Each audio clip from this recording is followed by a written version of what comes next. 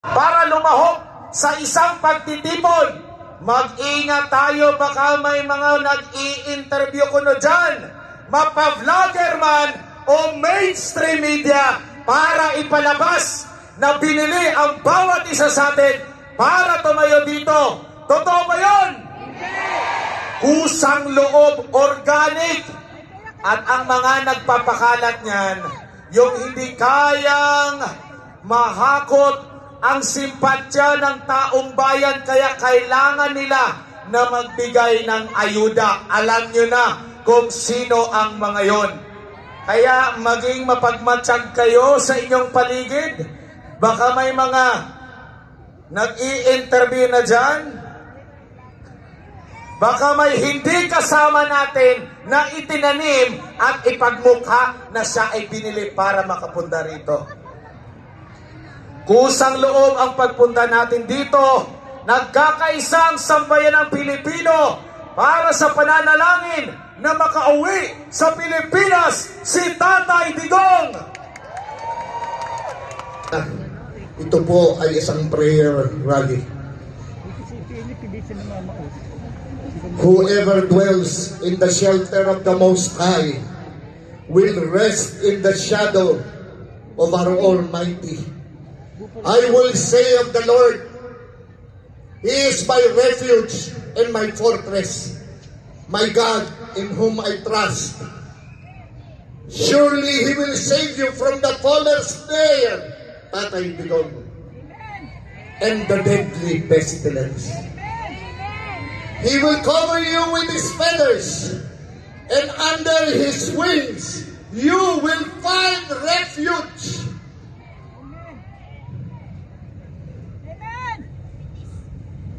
His faithfulness will be your shield, Tatay Digong, and your rampart.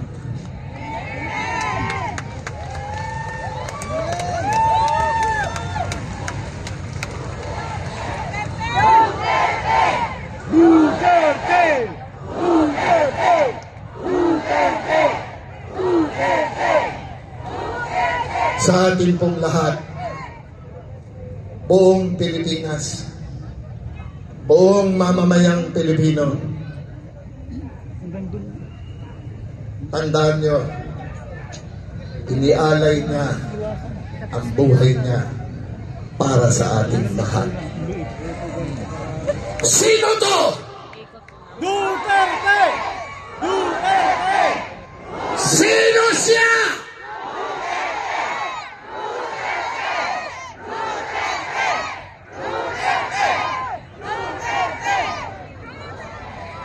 Huling paalala, tandaan nyo, this is a prayer rally, hindi tayo nakikipag-away. Inilalabas lamang natin ang lahat ng bigat na nasa ating salubin. Kaya, galit ako sa loob. Umiiyak ako sa loob. Ilang araw na umiiyak ang puso ko. At alam ko, ang sambayan ng Pilipino rin.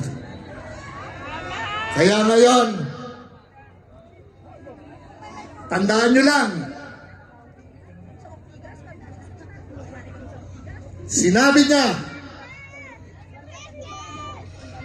maybe I can not make you happy. Sabi niya noon, but I can make you comfortable. Sabi ng ating Pangulong Duterte. At ginawa niya yan! Alam nating lahat! Sambayan ng Pilipino! Bring him home! Bring him home! Bring him home! Magandang gabi po sa ating lahat. Maraming salamat, Mr. Philip Salvador. At ngayon, mga kababayan, ang isa sa magsasalita sa ating harapan, walang iba, kundi ang pinakamatagal na aide, pinaka-trusted aide ni dating Pangulong Rodrigo Duterte at hindi kailanman iniwan si Tatay Digong. Atin pong tawagin si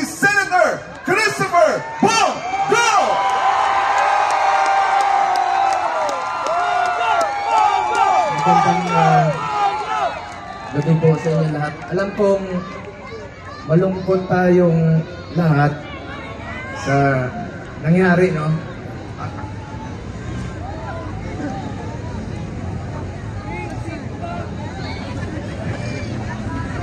Alam nyo, kwento ko lang po sa inyo ang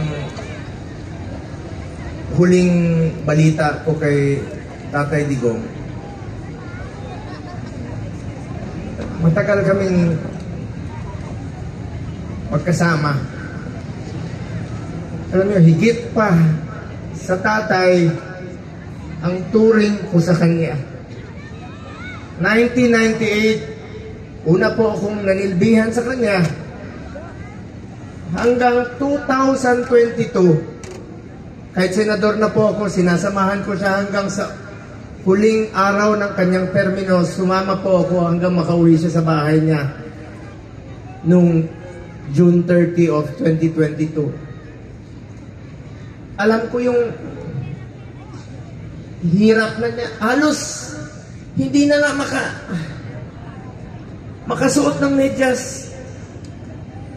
Sinong magme-medyas sa kanya doon?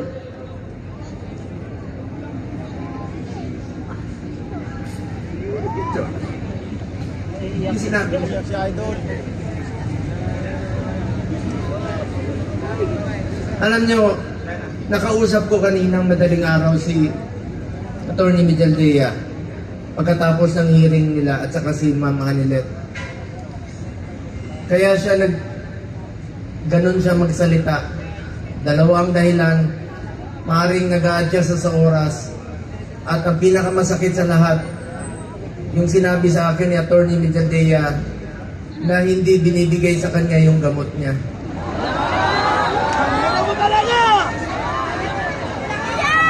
Alam niyo ba, hindi nga niya alam kung ano yung gamot na iniinom niya. Binibigay sa kanya ng nurse niya.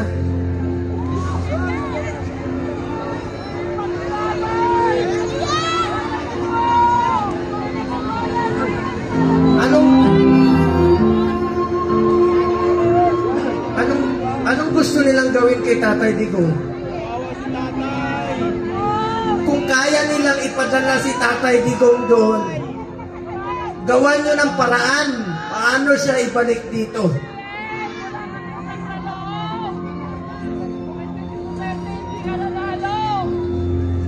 Ang gusto nyo basahin ko yung mga medisina niya.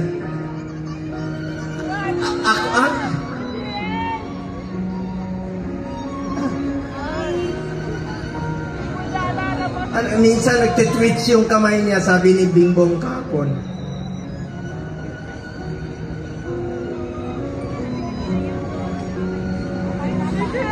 Kaya sa lahat ng mga politiko na nakinabang kayo sa panahon ni, na pinansin kayo ni Tatay Digong, 6 na taon kayong pinansin ni Tatay Digong. Yung iba dyan, pinupuntahan pa namin yung birthday. Makakatulog pa ba kayo? Ha? Tulungan nyo naman si Tatay Digong.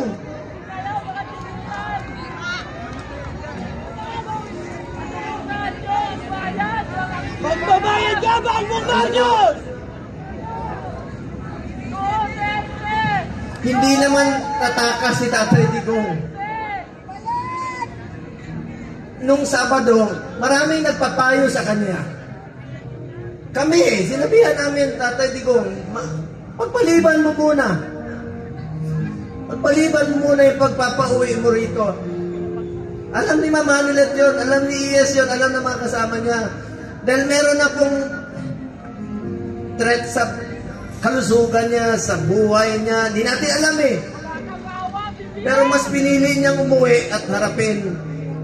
Ibig sabihin nun, hindi tatakas si Tatay Digong.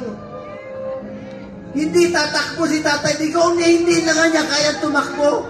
Nakasungkod. Kaya pa ba niya tumakbo? Mga politiko, nananawagan ako sa inyo. Pinansin namin kayo sa 6 na taon, hindi namin kayo pinabayaan. Tulungan niyo naman Tatay Digong. Tulungan niyo naman. Nangungulila lahat. Alam nyo, hindi, pagdating niya, ako mismo, meron na akong pass para sunduin kasama ko yung 3 doktor niya. Then schedule po siya magpa-check up sa Cardinal Santos. Pero, bagamat, since 2022, di na kami alam niyo, 1998 hanggang 2022, halos araw-araw kami magkasama. 360 days, out of 365 days, magkasama kami. Noong 2022, may trabaho na po ako bilang senador, hindi na ako nakasama sa kanya.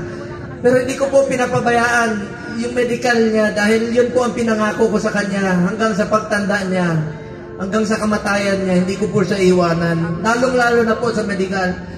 Alam niyo, nakaraang 4 na buwan, monthly siya nagpapa-check up. Yung dinidrip po siya. You may check with the doctors. I-check niyo sa hospital. Kaya samahan ko siya doon, dinidrip siya para umaba ang kanyang buhay.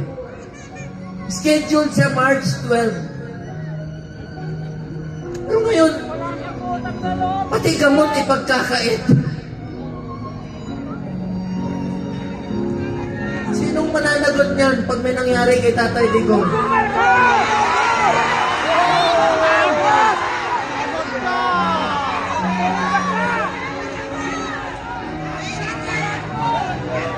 February, umpisa ng December, dyan sa Cardinal, sinamahan ko siya. Kasama si Ma'am Hanelet. Enero, bumalik uli kami. Pebrero, bumalik uli kami. March 12 po siya schedule uli para sa pagpapagamot niya. Pero pinagkait nila. Pati gamot, ayaw ibigay sa kanya. Alam niyo, wala siyang tsinelas. Pati tsinelas. Pati tsinelas niya, wala. Nakapaa. Muli namin pag-uusap, nasa aeroplano siya. Sabi ni Bingo, Atty. Mejaldea, nakapaa siya. Buti na lang, may nagsuot ng kanyang suot kahapon. Hindi niya kaya, ang lamig doon. Alam niyo, salamat sa piloto niya, isang co-pilot doon. Binigay na yung kalo niya kay Tatay Digong dahil alam nila malamig. Binaba siya sa stretcher, mag-isa siya. Hindi alam ni Atty. Mejaldea saan siya dinala.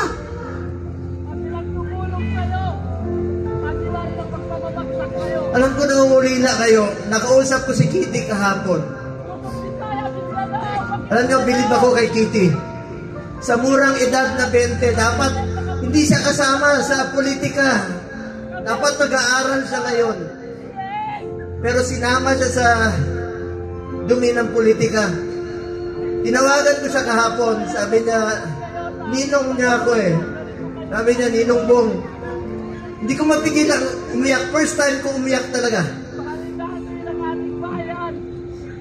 Na kausap siya.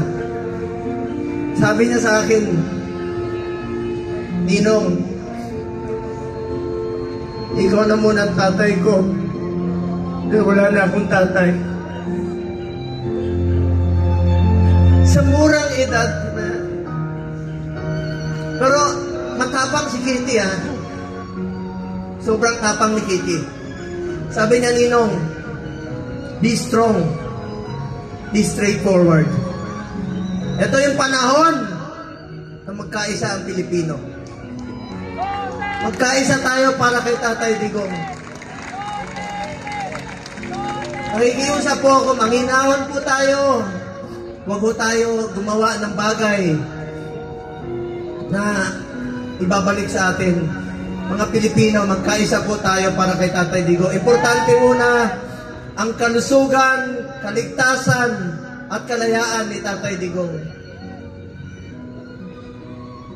Alam ko mga politiko, nakikinig kayo. Konsensya naman kayo. 6 na taon kayong minahal ni Tatay Digong. Pinansin kayo, minahal kayo, pinaglingkuran kayo. Sana naman, huwag niyo namang hayaan. Sabi ko nga, makakatulog pa ba kayo sa gabi?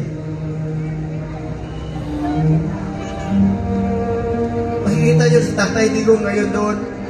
Sipin niyo, Setyembre. 6 na buwan. 6 na buwan. Kakayanin kayo ni Tatay Digong yun. 6 na buwan. Ang pag-aantay niya. Kung tayo nga, maalala ko nung presidente siya, marami kaming pinauwi na OFWs. Sa totoo lang, ako mismo. Sa Bahrain, meron isa dyan, na sintensyahan po ng death sentence. Ginawa namin ni Tatay Digong ng paraan, sumulat sa King, sa Saudi. Hanap kami ng mga kaibigan na tumulong sa blood money para makalaya. So, ibig sabihin, Pilipino yan, gusto natin makabalik dito. Gagawin natin ang lahat ng paraan. Ito, bakit baliktad? Bakit tayo pumayag? Bakit sila pumayag na ang taong nagmahal sa atin? Minahal tayo, pinaglikuran tayo. Sa totoo lang, ayaw naman niya tumakbo eh. Dahil sa inyo, ginawa niya po yun. Ito bang kabayaran sa ginawa niyang pagsasakripisyo, pagmamahal at paglilingkod para sa bayan?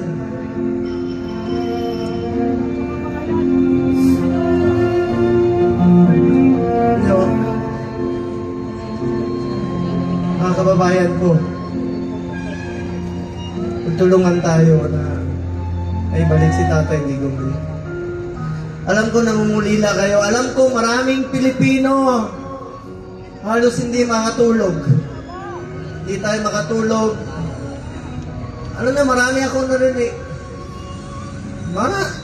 Yung iba, kahit hindi natin kasama sa politika, marami nagte-text sa akin, hindi nila matanggap na bakit hinayaan, payagan na magkagano. Ikiusap po ko, alam ko nakikinig naman po kayo. Kung kaya niyong dalahin si Tatay Digong ng ganon kabilis, sana ibalik niyo po dito sa amin. Nangungulila po ang Pilipino.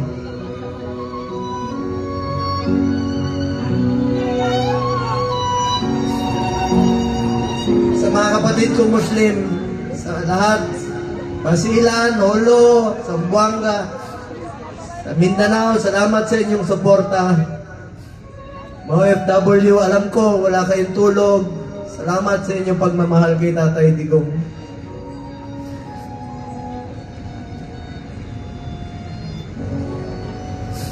Mga taga-Bisayas, alam ko mahal na mahal yung mga Bisaya. Salamat. At dito sa Luzon, alam ko nangungulila tayo. Dasal po tayo. Please lang, yan lang po ang pakiusap ko sa inyo. Pagka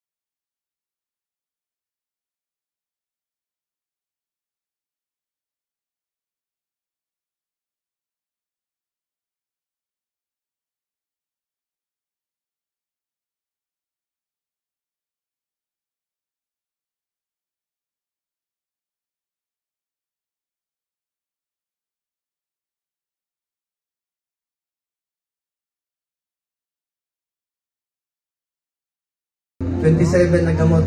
Sinong mag-aabot sa kanya? Meron siyang, totoo yung, meron siyang oxygen concentrator. Dahil dun sa burger's disease niya na 80 years old, kukulong niyo pa. Sa banyaga pa.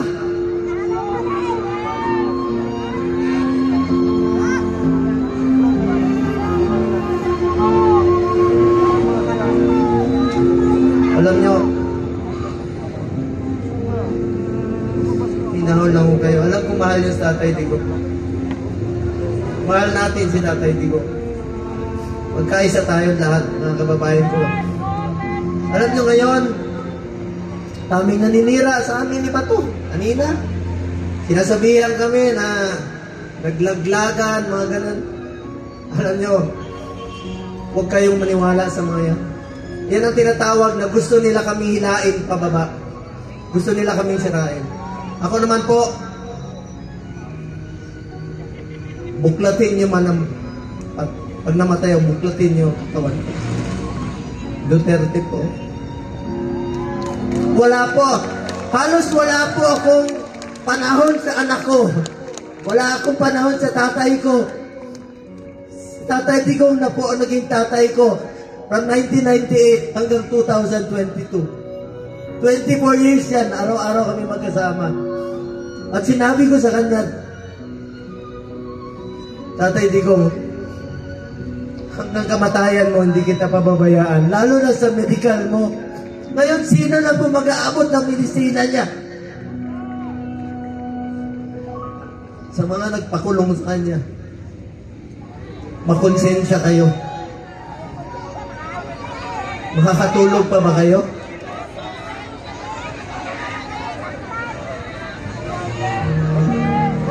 Para nyo kaming kinunan ng Ama.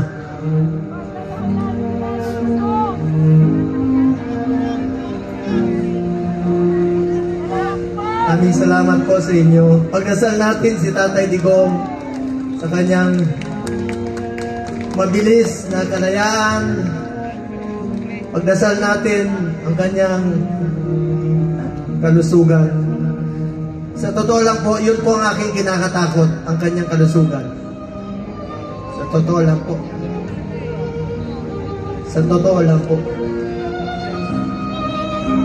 Kung kakayanin niya ba? 6 na buwan? Pagkakait mo yung medisina? Kung narinig lang tayo ni Tatay Digo ngayon, alam na alam niya na gaano natin siya kamahal. Buong Pilipinas po, nangungulila. Dasal tayo. Duterte! Duterte! Duterte! Duterte!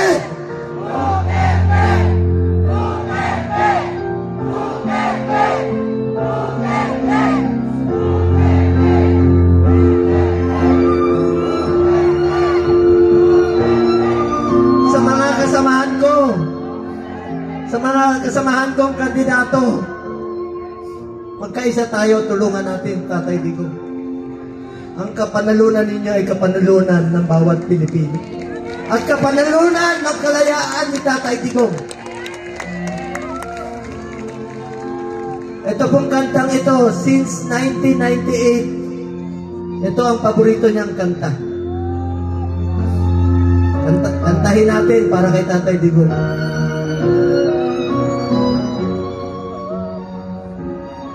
Isa po itong spiritual song na naglalarawan sa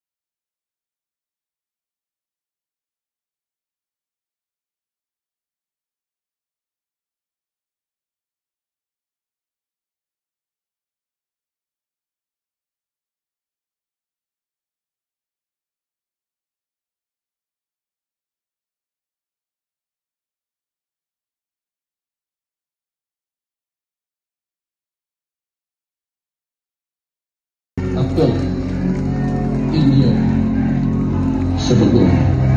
Duterte! Duterte! Duterte! Duterte! Duterte! Mga kababayan ko, ipagdasal rin natin ang ating Vice Presidente na si Inday Sara Duterte sa kanyang kaligtasan. Bring PRD home po. Pagdasal natin si Tatay Digong sa kanyang kaligtasan at kalusugan. Maraming salamat po sa inyo lahat, mga kababayan ko.